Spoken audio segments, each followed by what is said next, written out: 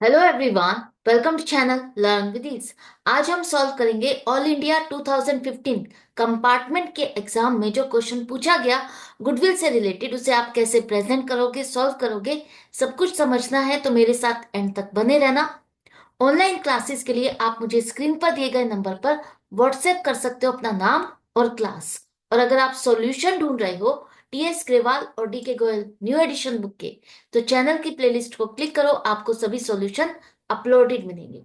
Community section में मिलेंगे MCQs quiz के फॉर्मेट पे और एमसीक्यूज के सॉल्यूशन है शॉर्ट्स में।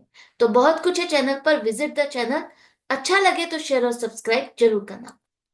क्वेश्चन में कहा है कि एक फर्म है जिसकी एसेट्स है 1 लाख, लेकिन इसमें अभी आपने स्टॉक 20,000 की वैल्यू इंक्लूड नहीं की है।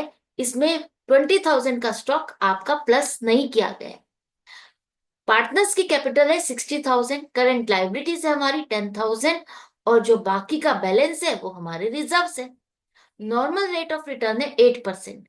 गुडविल आपको दी हुई है, गुडविल फर्म की क्या है 60,000, ऑलरेडी कैलकुलेट की है हमने सुपर प्रॉफिट मेथड से।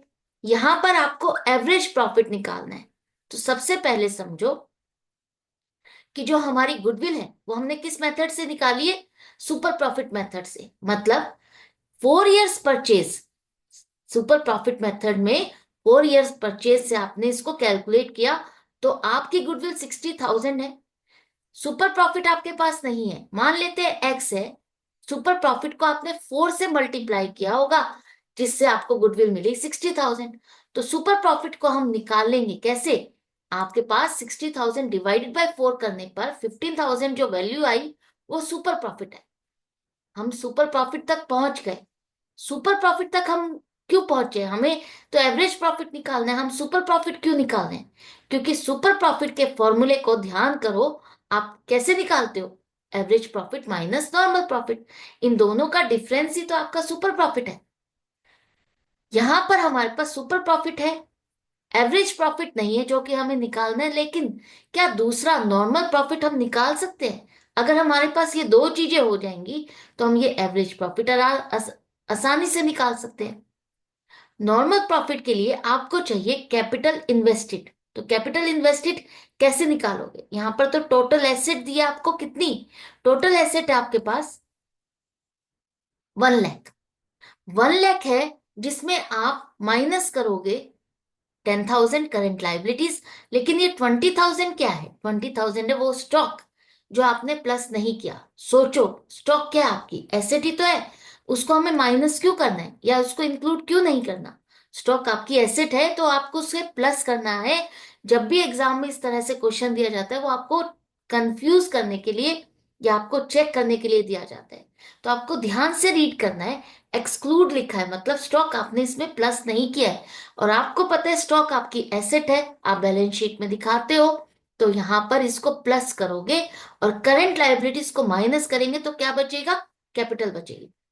आप अपनी बैलेंस शीट का फॉर्मेट ध्यान करो, क्या होता है फॉर्मेट में। लायबिलिटी साइड पर आपकी कैपिटल होती है, उसके बाद रिजर्व्स होते हैं, और लास्ट में आप करंट लायबिलिटीज लिखते हो। तो अगर हम जितनी टोटल एसेट्स है उतनी ही मान लेते हैं टोटल लाइबिलिटीज, तभी तो आपकी बैलेंस शीट मैच होगी।